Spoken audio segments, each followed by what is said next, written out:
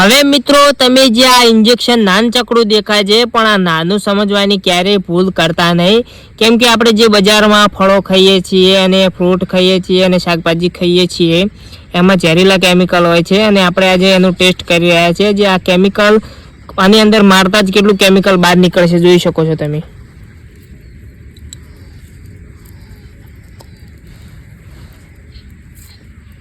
મિત્રો તમારે પણ ઘરે કાળે ગળાનો વેલો છે અને આવતા નથી તો શું કરવું જોઈએ? તો તમે મિત્રો જોઈ શકો છો મારા પાસે આ એક કેમિકલ છે જેનાથી આજે મારતા કાલે આટલું લાંબુ થઈ જશે. તમે જોઈ શકો છો